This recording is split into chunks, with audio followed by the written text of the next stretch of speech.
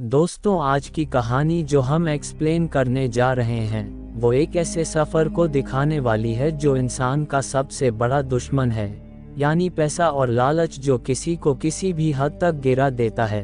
तो कहानी की शुरुआत होती है और हम मैक्सवेल नाम के बंदे को देखते हैं जो कि कहीं जा रहा होता है।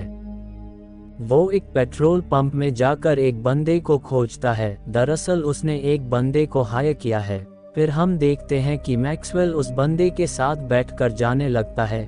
काफी देर चलने के बाद हम देखते हैं कि रात हो चुकी और दोनों एक जगह पर रुककर आराम करने लगते हैं। उसी बीच मैक्सवेल को जोर से पेशाब आता है, इसलिए वो पेशाब करने के लिए जाकर पेशाब करने लगता है। तभी मैक्सवेल को जमीन पर कुछ दिखता है। मैक्सवेल को जमीन पर कुछ चमकीला दिखता है, इसलिए वो मिट्टी को वहां से हटाता है। दरअसल वो चमकीला चीज कुछ और नहीं बल्कि सोना था। मैक्सवेल ये देखकर बहुत खुश हो जाता है। मैक्सवेल जाकर उस आदमी को सोने के बारे में बता देता है। दोनों सोने को देखकर बहुत खुश हो जाते हैं, लेकिन लालच अंदर ही अंदर दोनों को बहुत सता रहा था।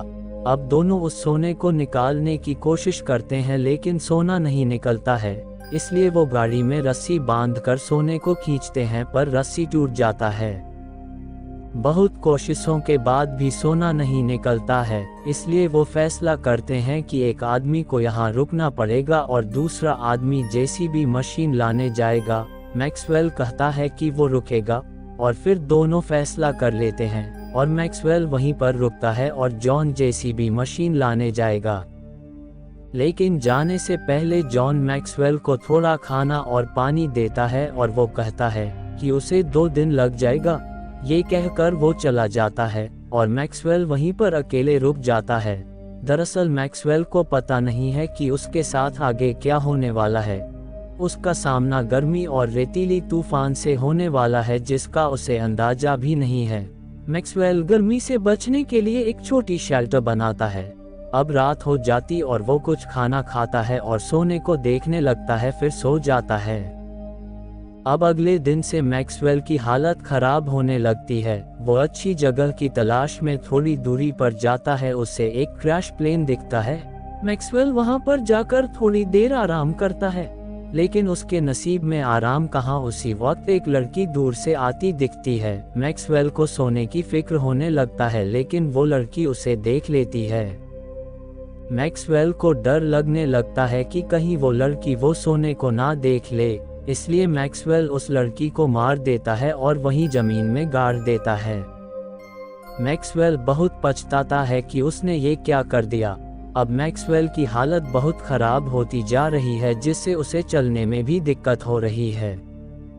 काफी दिन बीत जाता है। मैक्सवेल का खाना और पानी भी खत्म हो चुका है और जॉन अभी तक नहीं आया। ये सोचकर वो फोन करता है, लेकिन जॉन उसे और 2 दिन इंतजार करने को कहता है और फोन काट देता है। दरअसल जॉन उससे थोड़ी ही दूरी पर होता है। वो जानबूझकर उसे मरने के लिए छोड़ दिया था। वो थोड़ी ही दूरी पर उसका मरने का इंतजार कर रहा होता है। इधर मैक्सवेल खाना और पानी के बगैर अधमरा हो चुका था। उसे जंगली जानवर नोच नोच कर खा रहे थे और जॉन ये सब देखकर काफी खुश हो रहा था। दरअसल जॉन उस सोने का अकेले ही मालिक बनना चाहता था। मैक्सवेल के मर जाने के बाद जॉन जेसीबी मशीन लेकर आता है और काफी खुश हो जाता है, लेकिन वो कहते हैं ना कि ऊपर वाले के घर में देर है अंधेर नहीं।